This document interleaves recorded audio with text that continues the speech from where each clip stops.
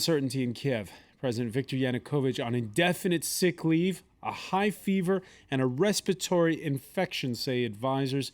Viktor Yanukovych nonetheless issuing a communique where he defended the conditional amnesty for activists detained during the unrest that was voted overnight, and accused the opposition of breaking the bargain by continuing to occupy government buildings. They'll continue to fight until the president steps down. Huddling in freezing temperatures, anti-government protesters remain camped out in central Kiev on Thursday. They say the parliament's bill, which provides amnesty to arrested protesters, shouldn't be conditional. The law is indeed hinged on one condition, that demonstrators vacate Independence Square and all government buildings. These laws are a lie. People don't trust them. Because first of all, you need to consider that people were defending their constitutional rights. And we don't understand why we need an amnesty. As the political crisis lingers on, a statement on the president's website said Yanukovych was taking indefinite sick leave due to an acute respiratory illness and high fever. Protesters on Independence Square reacted cynically to the news. Yanukovych must resign, and then he can get sick as much as he likes. The announcement comes only 2 days after his hardline prime minister resigned. Yanukovych is increasingly under pressure after 2 months of major protests, seeking his resignation and early elections. Traveling to Kiev, EU Foreign Policy Chief Catherine Ashton called for more dialogue and real progress, saying time is of the essence. And each day bringing its surprises. With us is Chief International Affairs Editor Robert Parsons. Viktor Yanukovych, indefinite sick leave. Again, his advisors are saying that he has a high fever. Temperature doesn't come down right away. We don't know when things will be better.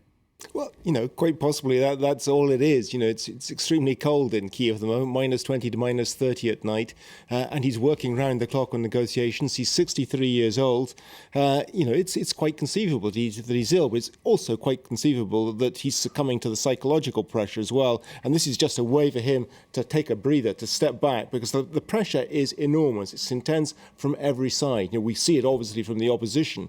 They're piling it on. They're not backing down. They look like they have the control of the situation to a degree at the moment, but also he's under pressure, of course, from the West, we know that, but also from within his own party. We saw just in the vote on the amnesty yesterday that 50 MPs from his own party were prepared to vote for an amnesty without conditions. And we suspect, too, that there's pressure, too, from within the economic circle around him inside his own group, and also, of course, from Russia, which has invested $15 billion in Viktor Yanukovych and isn't happy with the product that they're seeing at the moment. All right, so pressure from a lot of quarters. You mentioned the oligarchs.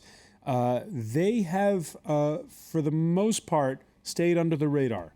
And I'm sure they will. Well, we don't know an awful lot about it, but there are various different groups. There are some that have made an awful lot of money from being close to Viktor Yanukovych in his years in power. And it's not certain how they see things at the moment, because many of them have investments in the West, in the European Union as well, and they would have stood to have gained by that agreement that Yanukovych didn't sign in November on an association agreement and closer free trade ties with Europe.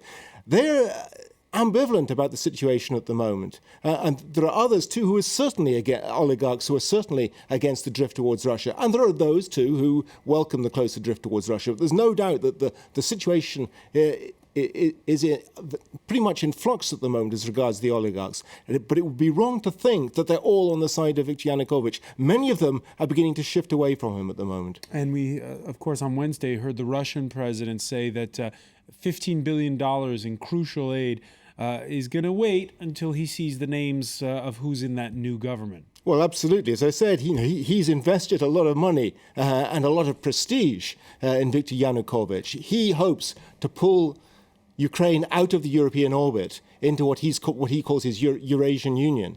But without Ukraine, the Eurasian Union is virtually nothing. It's absolutely essential in terms of its size, its economic weight, that it should be part of the Eurasian Union. If it's separate, if it falls into the European Union orbit and becomes an example not just to other members of the Eurasian Union, but also to Russia about how reform can be carried through. That would be disastrous for Mr. Putin. So he is going to do everything he can to make sure that doesn't happen. At the moment, though, his attention is focused on something else. He's looking at the Winter Olympics in Sochi.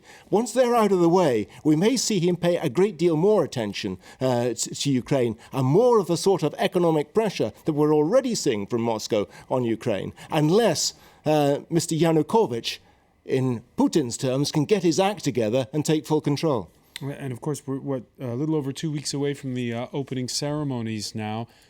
Does that mean Russia is going to ease off between now and the 15th of February? No, I don't think it's going to ease off. We've already seen just yesterday pressure from Gazprom saying that Ukraine has gas debts to pay. And they're not going to back off. The Gazprom's not going to say, OK, they're going to have to pay.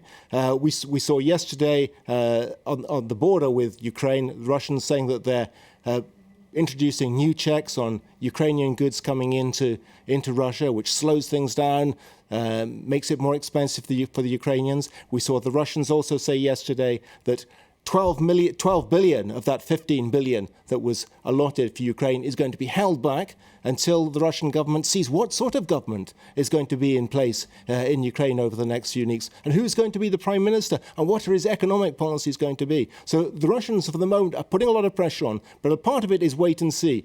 After the Sochi Olympics are over, I dare say that we'll see a much tougher attitude from Russia. A much tougher attitude. Is it at all compatible to have closer ties with the European Union and still be in a customs union with the Russians?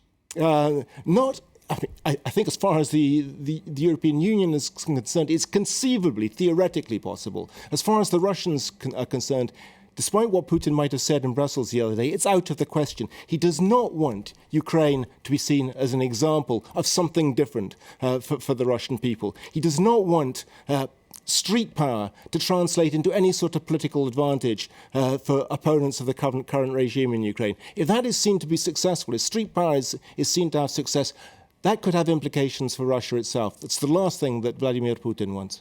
All right, a prediction there from Robert Parsons that we may see this play out a little bit differently before and after the Olympics.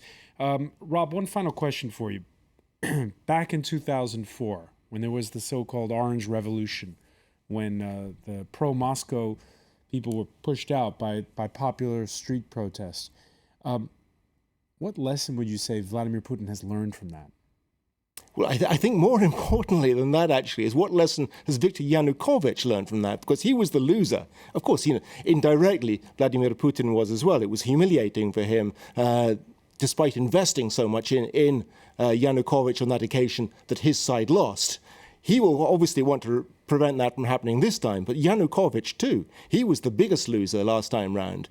His lesson, I think, is you don't make concessions. At the moment, he's clinging on for power. The last time round, he allowed elections to take place. This is the key this time round. This is what the opposition wants, because they know without elections, nothing is seriously going to change. Yanukovych still has a big majority in power. He can change the government and not really concede an awful lot, because he still has a majority in parliament.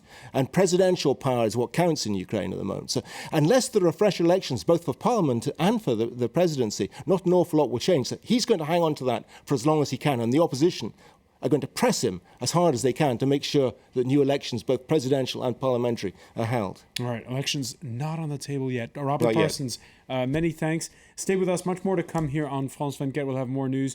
The day's sports, including France's controversial nominations for the Six Nations crunch against the English.